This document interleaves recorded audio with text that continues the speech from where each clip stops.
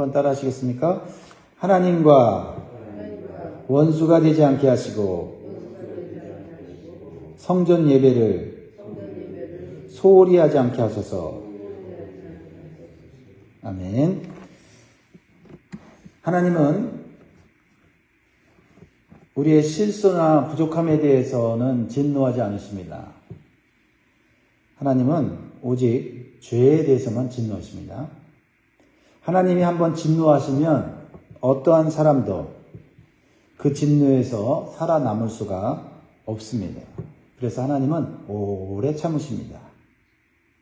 그리고 죄를 지은 인간이 그 죄를 회개하고 돌아오기를 참고 기다리십니다. 그러나 하나님께서 영원히 기다리지는 않습니다. 영원히 참지는 않으세요. 그 죄를 회개치 않고 오히려 죄를 쌓고 죄 짓기를 즐거워하면 하나님은 진노하시고 무섭게 심판하십니다. 오늘 본문은 그 사실을 우리에게 잘 보여주고 있습니다. 계속해서 죄를 짓고 회개치 않는 유다 백성에게 하나님께서 진노하셨을 때, 비록 하나님의 백성이고 언약을 맺었지만 그 언약을 깨트리고 하나님을 배반했을 때 어떤 무서운 결과가 나오는지를 우리에게 보여주고 있습니다. 첫 번째 우리에게 주시는 교훈, 마음에 새게 될 교훈은 하나님이 진노하시면 미래의 삶이 불안해지고 어두워져요. 1절 보겠습니다. 슬프다. 주께서 어찌 그리 진노하사 딸 시온을 구름으로 덮으셨는가? 이스라엘의 아름다움을 하늘에서 땅에 던지셨으며 그 진노의 날에 그의 발판을 기억하지 아니하셨도다. 예레미야 선지자는 하나님께서 딸 시온을 구름으로 덮으셨다고 슬퍼하고 있어요.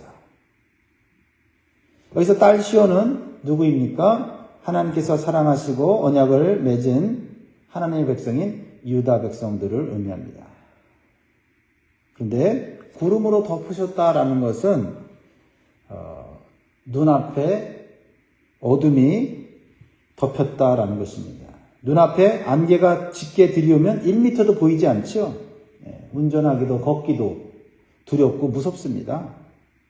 하나님께서 덮어주시는 구름은 두 종류가 있어요. 하나는 이스라엘 백성들이 출애굽하여 뜨거운 사막길을 걸어갈 때 하나님께서 무엇으로 덮어주셨어요? 구름으로 덮어주셨죠. 그래서 보호하셨죠. 그늘을 제공해 주셨죠. 그리고 그 구름 기둥은 미래의 길을 안전하게 갈 수 있도록 방향과 목표를 제시해 줬습니다. 그래서 미래에 대해서 걱정할 필요가 없어요. 가기만 하면 돼요. 그런데 또 다른 구름이 있습니다. 오늘 본문에 나타난 캄캄한 구름이죠. 하나님의 백성들이 하나님을 배반하고 세상을 사랑하고 물질과 우상을 쫓아갔을 때 하나님은 더 이상 보호하심과 인도하심의 구름을 제공하지 않으세요. 오히려 빽빽한 먹구름으로 그들의 앞을 어둡게 하셨어요. 그래서 하나님 없이 사는 사람들은 미래를 알 수 없어요. 그래서 불안과 근심 속에서 살아갈 수밖에 없는 것입니다. 오늘 먹구름이 아니라 우리의 삶의 구름기둥이 우리의 삶을 인도하시도록 간구하는 시간 되면 좋겠습니다. 두 번째 주시는 교훈은 하나님이 진노하시면 도움의 손길을 숨기십니다. 하나님은 여전히 우리를 돕고 계시고 우리가 그것을 깨닫지 못해도 하나님은 보이지 않는 손길로 우리를 인도하십니다. 그러나 하나님 앞에 범죄하고 하나님의 오래 참으심을 이용하면 하나님의 도움의 손길을 숨기세요. 3절을 보겠습니다. 맹렬한 진노로 이스라엘의 모든 뿔을 자르셨으며 원수 앞에서 그의 오른손을 뒤로 거두어 들이시고 맹렬한 불이 사방으로 불산같이 야곱을 불사르셨도다. 하나님께서 지금까지 하나님의 오른손으로 이스라엘 백성들을 도우셨어요. 이 하나님의 오른손은 힘과 권세와 보호와 구원을 의미합니다. 그래서 이스라엘 나라가 탁월한 민족이 아니고 또 대단한 민족이 아님에도 불구하고 하나님이 이스라엘 백성들을 오른손으로 붙잡으시고 도와주셨기 때문에 주변 이방 나라들을 정복하고 강력한 권세로 통치하는 부강한 나라가 되었습니다. 즉 여기 보면 이스라엘의 모든 뿔을 자르셨다 이렇게 나와 있는데, 그래서 이 뿔은 자랑할 만한 권세와 능력과 힘과 이런 것들을 의미하는 거거든요. 이스라엘은 하나님보다 이러한 뿔, 경제력과 군사력과 이런 사람의 지혜와 능력을 더욱 의지했어요. 왜냐하면 경제력과 군사력을 가져보니 그것으로 나라를 지킬 수 있을 것 같았거든요. 그것은 착각이었어요. 그러자 하나님은 그의 오른손을 가만히 거두어 가셨어요. 도움의 손길이 사라진 거죠. 그러자 어떤 일이 벌어집니까? 강력한 바벨론 나라가 쳐들어와서 사방에서 모든 것을 불살라 버렸다라는 거죠. 사방에서 불살라 나라가 황폐하게 되는 것을 하나님이 뒷짐지고 계셨다 이 말이에요. 그래서 이스라엘이 자랑하던 모든 뿔들이 다 잘라지고 말았다는 거죠. 지금 우리가 하나님 때문에 누리는 영광, 사회적 지위, 신분 이런 것들 사실 감사할 것들입니다. 근데 그것들을 자랑하고 그것들을 의지하면 하나님께서는 오른손을 숨기세요. 네 뿔로 살아봐라. 나 없이 네 뿔로 살 수 있는지 한번 살아봐라 하는 것이죠. 하나님의 도우심을 감사하지 못하고 교만하면 우리가 자랑하는 모든 뿔들을 잃어버리게 된다라는 거죠. 어떻게 잃어버립니까? 2절 보세요. 주께서 야곱의 모든 거처들을 삼키시고 긍휼히 여기지 아니하셨으며 노아사 딸 유다의 견고한 성체들을 허물어 땅에 엎으시고 나라와 그 지도자들을 욕되게 하셨도다. 우리가 거처하는 모든 것들, 안전하게 우리가 살아가는 모든 삶이 이게 당연한 것이 아니라 하나님의 오른손으로 붙잡고 계시고 보호하고 계시기 때문에 우리가 누리는 건데, 하나님의 오른손을 거두어 가시면 우리가 안전하다고 여기고 당연하다고 여겼던 우리의 삶의 모든 것들, 이런 땅들, 이런 것들이 뒤집어 엎어진다는 거죠. 그리고 하나님이 오른손으로 돕고 계시니까 나라의 지도자들이 정치력을 발휘하고 리더십을 발휘해서 그나마 나라가 안정되는 건데, 하나님의 오른손을 뒤로 하시면 지도자들이 아무리 똑똑해도 아무리 능력이 있어도 힘을 쓰지 못하고 오히려 욕먹는다는 거죠. 오히려 그들은 이 나라에 대한 책임을 지지 못하는 부끄러운 지도자들이 된다라는 것입니다. 오늘도 우리가 하나님의 오른손을 볼 수 있는 믿음의 눈이 있기를 주의 이름으로 축복합니다.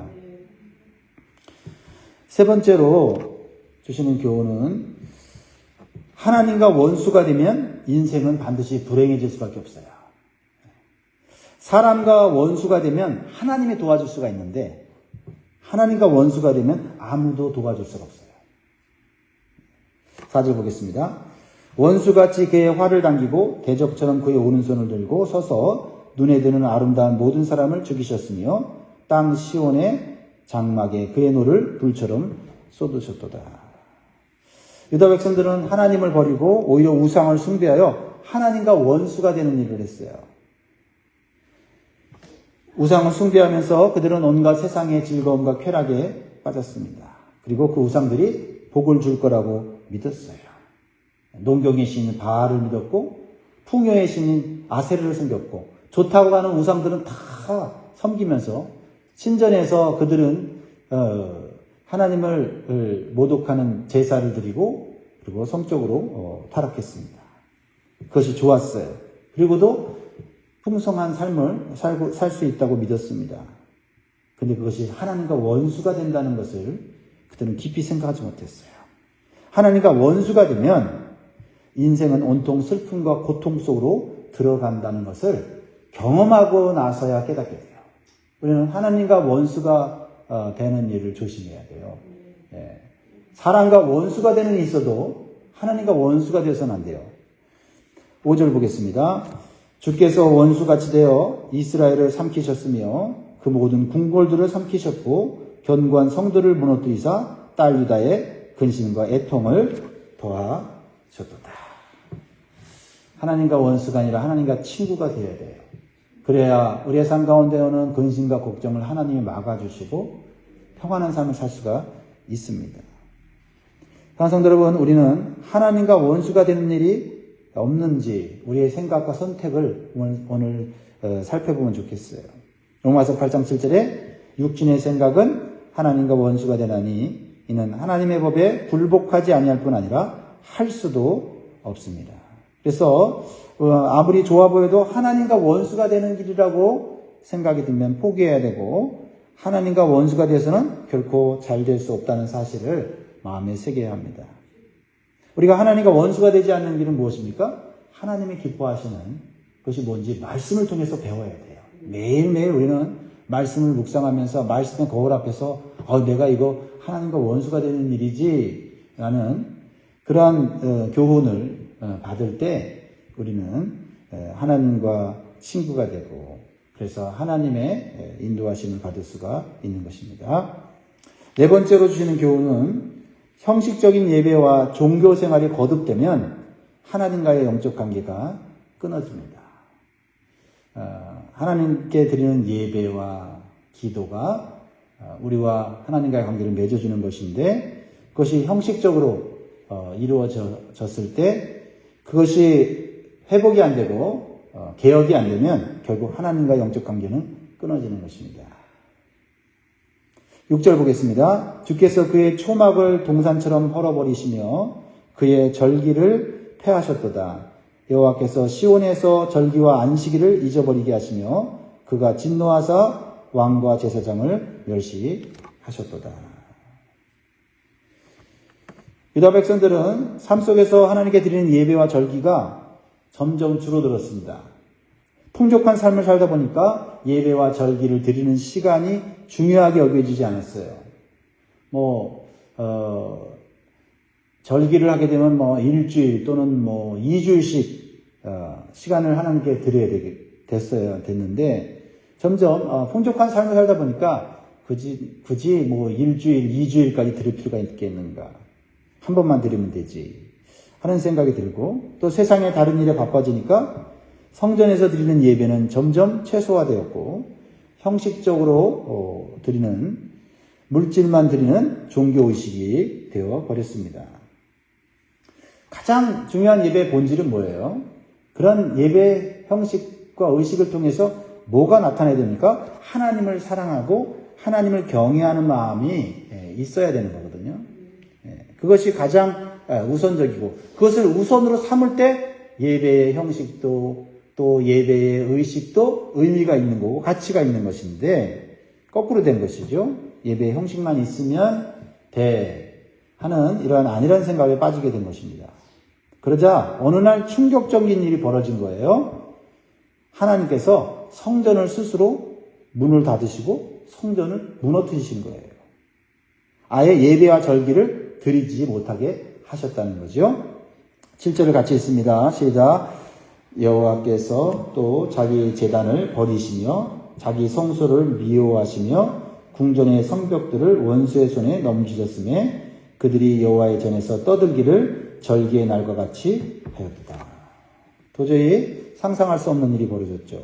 성전과 제단이 있으면 언제든지 예배를 드리러 갈 수가 있는데 하나님께서 스스로 성전과 제단을 무너지게 하셨어요. 못 오게 하신 거예요, 하나님이. 그러니까 그나마 드리던 예배조차도 드릴 수 없는 상황이 된 것입니다. 지금까지 유대 백성들은 예배를 소홀히 했지만 그래도 성전과 제단이 있다는 것을 위안으로 삼고 삶의 방패로 여기고 살았어요. 왜냐하면 성전과 제단이 있으면 원수들이 감히 쳐들어오지 않을 것이라고 생각했기 때문이에요. 예전에는 그렇게 되었어요. 하나님께서 약속하셨어요. 하나님의 이름을 어디에 둔다고요? 성전에 두시겠다 그랬어요. 그리고 그 성전에 하나님의 영광이 구름처럼 임했습니다.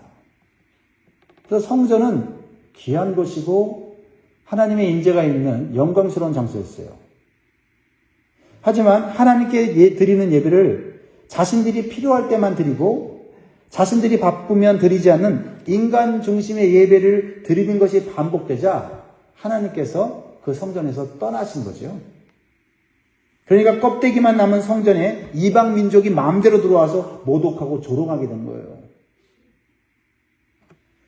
유다 백성들은 하나님보다 성전 자체를 더 귀중히 여겼어요.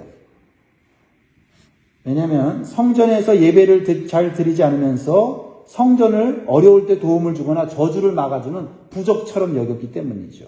성전만 있으면 무조건 하나님께서 도와주실 것이라고 착각한 것입니다. 하나님은 눈에 보이기에 화려한 성전에 계시는 분이 아니라 신령과 진정으로 드리는 예배가 있는 성전에 계시는 분이라는 것을 진심으로 깨닫지 못한 것입니다. 그래서 하나님이 떠난 성전은 아무런 힘도 능력도 보호도 보여주지 못했어요.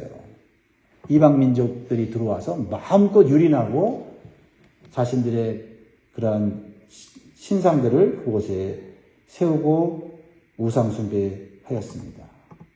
그러자 어떤 일이 벌어집니까? 성전이 무너지니까 성벽도 무너져요.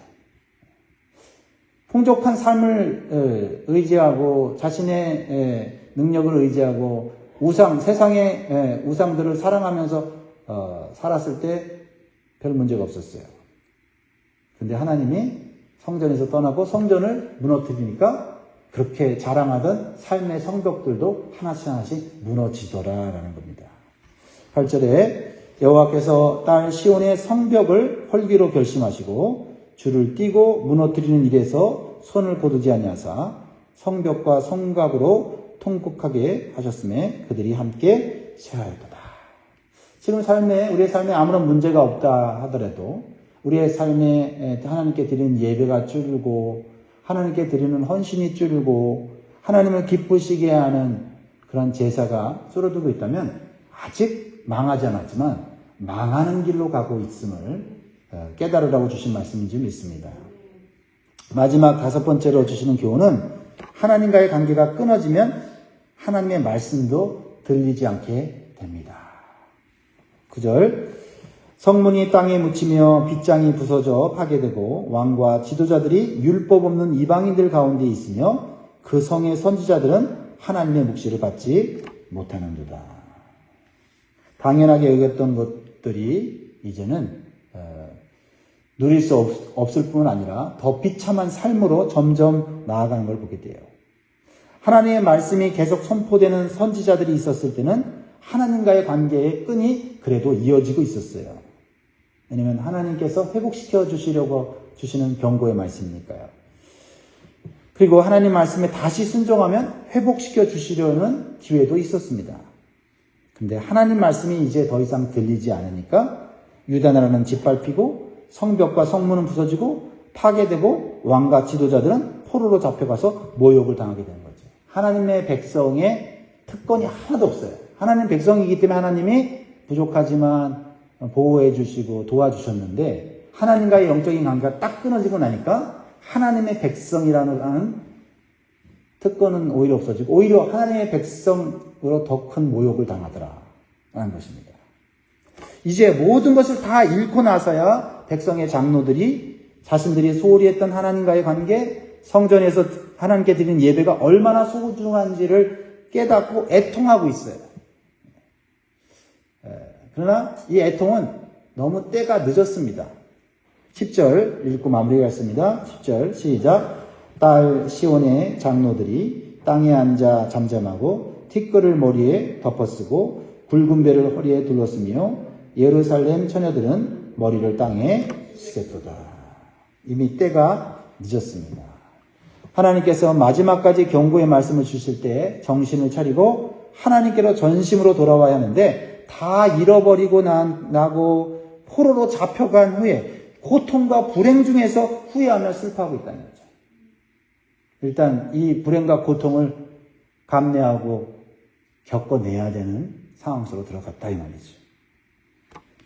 사랑하는 성도 여러분, 우리는 이 유다 백성들처럼 어리석고 불행한 삶을 반복해서는 안 됩니다. 그래서 이 말씀을 주신 것입니다. 하나님과 원수가 되는 일만은 하지 말아야 되겠습니다. 하나님의 도우심이 있을 때 감사하며 하나님을 더욱 의지해야 되겠습니다. 성전과 가정에서 하나님께 예배 드릴 수 있는 기회가 있을 때 더욱 힘써 예배해야 되겠습니다. 이것은 우연이 아니라 하나님 주시는 은혜의 기회입니다. 성전이 무너지고 하나님이 관계를 끊으시면 은혜를 받을 기회를 잃어버리는 거죠. 하나님께서 주시는 말씀이 귀에 들리고 깨달아지고 양심의 찔림을 받을 때 감사하시기 바랍니다. 하나님의 말씀에 끈이 연결되고 있는 것입니다. 그럴수록 더욱 말씀을 사모하고 순종하는 삶을 사는데 모든 에너지를 집중할 수 있기를 바랍니다. 그래서 하나님과의 영적인 관계가 지속되고 그래서 하나님의 보호하심과 인도하심을 받는 복된 삶이 되시기를 주의 이름으로 축복합니다. 기도하겠습니다.